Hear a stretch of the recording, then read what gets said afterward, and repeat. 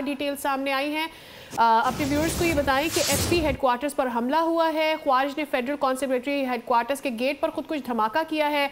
Security ज़राए ने बताया है कि ये 3 दहशतगर्द थे। खुद कुछ धमाके के बाद 2 ख्वारिज ने हेडक्वार्टर में घुसने की कोशिश की, जिनको मार दिया गया है। नुमाइंदा खसूसी सलमान अवान हमारे साथ मौजूद हैं, डिटेल्स उनसे हासिल कर लेते हैं।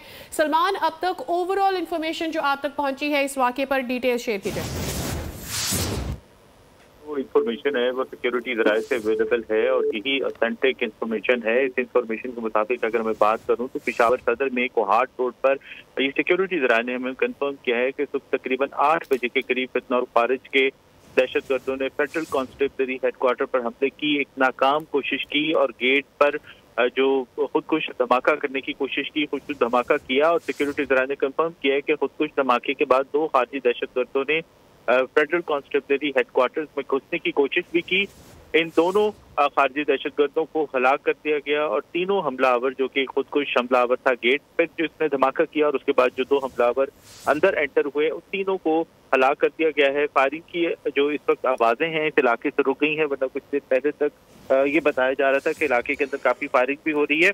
और इस हमले के अंदर एफसी के यानी कि फेडरल कॉन्स्टेबलरी के 3 एहलकार शहीद हुए, जबकि 2 जख्मी है। और सिक्योरिटी फोर्सेस ने इस वक्त इलाके को कॉर्डन ऑफ किया हुआ है, घेरे में ले रखा है और इलाके की क्लियरेंस जो है वो की जा रही है। जी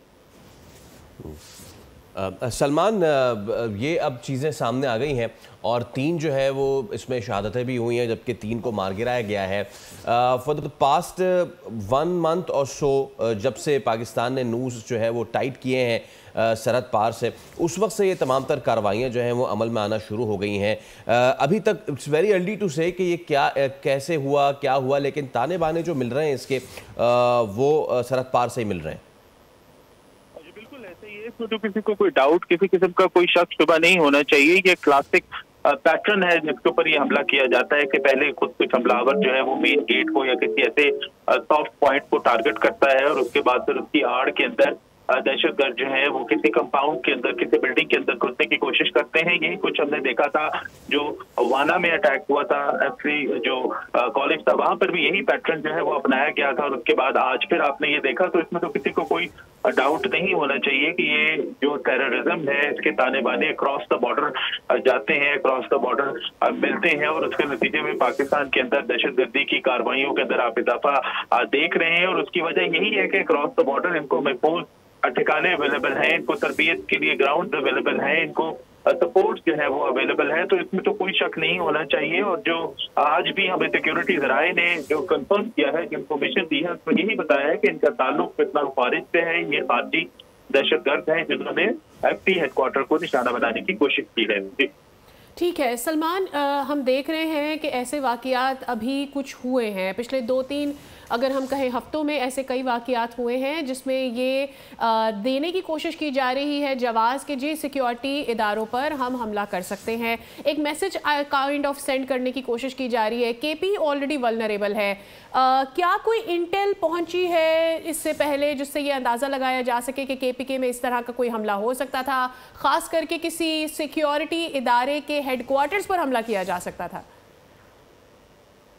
तो बहुत ज्यादा अवेलेबल होती है और इंटेलिजेंस की बुनियाद के ऊपर आप रोजाना की तादाद में देखते हैं कि बहुत ज्यादा आईपीओज जो हैं इसको खैबर पख्तूनख्वा के अंदर कंडक्ट किए जा रहे हैं और बहुत सारे आईपीओज ऐसे हैं जो कि मीडिया तक नहीं पहुंच पाते। तो इंटेलिजेंस बेस्ड ऑपरेशंस तो होते हैं, इंटेलिजेंस होती है और डेफिनेटली कि ह्यूमनली पॉसिबल नहीं होता कि बहुत सारी जो इतनी ज्यादा कार्रवाइयाँ हो रही हैं, कार्रवाइयों की प्लानिंग की जाती है, उनको रोका जा सके। कहीं ना कहीं जो है वो गुंजाइश या कमी बेशी रह जाती है। लेकिन आप ये देखें कि उन इंटेलिजेंस बेस्ड ऑपरेशन के अंदर कितनी बड़ी तादाद के अंदर जो है वो हलाक किए जाते हैं, उनके वेपन जो है वो कब्जे में लिए जाते हैं और बहुत सारी ऐसी कार्रवाइयाँ जो कि बहुत ज्यादा नुकसान पहुंचा सकती हैं अर्बन एरियाज के अंदर, उनको रोका भी जाता है। तो इस किस्म की कार्रवाइयों के हवाले से ये कहना कि हम इंटेलिजेंस की बेस के ऊपर मुकम्मल तौर पर रोक लें, वो मेरा ख्याल है कि पॉसिबल नहीं है। इंटेलिजेंस होती है, उस इंटेलिजेंस की बेस के ऊपर कार्रवाइयाँ भी होती हैं, लेकिन कोई ना कोई ह्यूमनली मेरा ख्याल है कि इस तरह पॉसिबल नहीं है कि आप 100% मेक श्योर कर सकें कि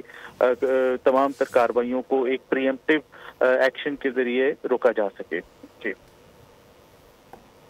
सलमान, ये बताइएगा कि अब तक तमाम तर डिटेल्स जो आई हैं, क्या उसमें ये पता चल सका है कि इन हमला आवरों का, is it too early to ask, but if there are any information so far, क्या जो कवरेज हुई है उससे ये पता चल सका है कि ये दहशतगर्द कहाँ से थे, इनका ताल्लुक कहाँ से हो सकता था?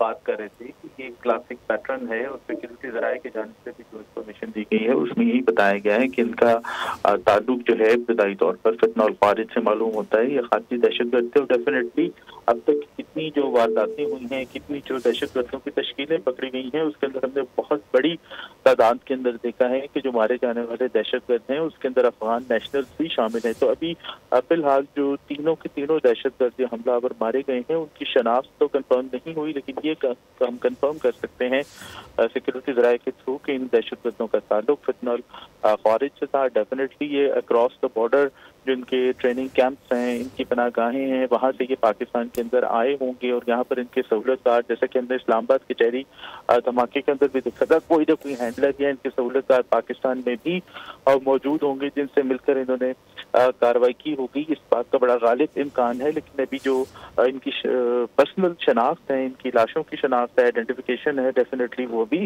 जारी है। जी, सब्सक्राइब करें और बेल दबाएं ताकि कोई खबर रह न जाए।